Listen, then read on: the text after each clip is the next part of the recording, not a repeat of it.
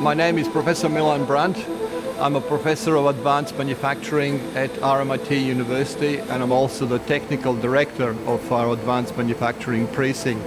The focus of my research has been the application of laser technology, and in particular 3D printing, in a whole range of applications like bio, defense and aerospace. My name is Dr. Mark Coughlin. I'm a neurosurgeon with a particular interest in complex spinal surgery and fields like 3D printing.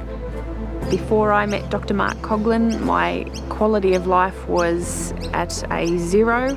The pain in my spine was an 11 out of 10 every day. It was chronic pain which impacted my entire life. The way I thought, the way I felt, the way I moved. Amanda was born with an unusual condition called a hemivertebra, where one of her spinal vertebrae are misshapen and partially formed, and this leads to a very severe imbalance in her spinal posture. I was a social person. I was working in rugby, working in corporate events, but as it got worse, I would go to work, get home from work, and I'd collapse. I would just take handfuls of anti-inflammatories. We were quite frustrated using the traditional commercially available implants in that they weren't made to fit abnormal vertebrae particularly well. The complexity of the volume that it was trying to fill opened an opportunity to use 3D printing with titanium to create an implant that would fit exactly into the space between her vertebrae.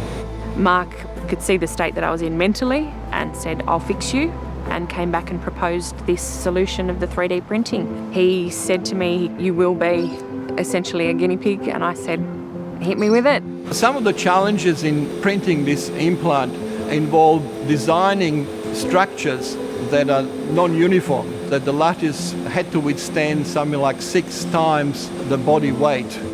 RMIT were very proactive. We worked closely with them trying to emulate a structure of the spacer that was very close to bone. So they gave us a threaded titanium cage with this micro structure that Amanda's bone would grow and incorporate within that cage quite quickly.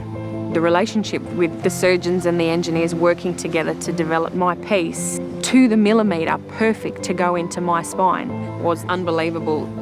The surgery went very smoothly. It was very exciting when I put the implant into position. I felt it click into place like a key. Apparently everyone in the operating theatre breathed a sigh of relief because it was perfect.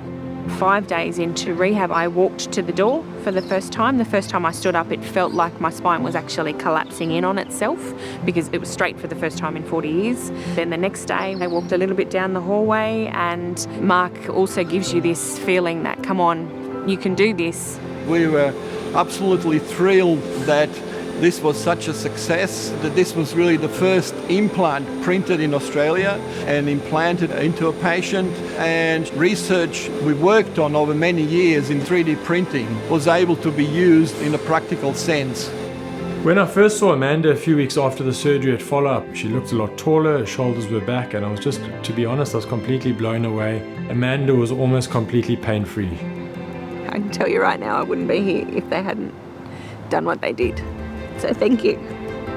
I feel so blessed, and I would do anything for RMIT and Mark.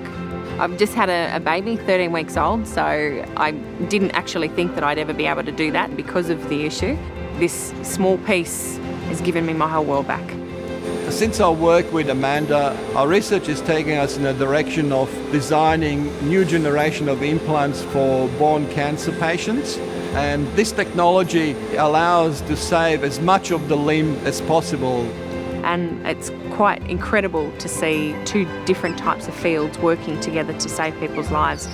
Who knows what the possibilities are in surgeries with children, with limbs. If they can fix this kind of thing, what does the future hold for us? It's incredible.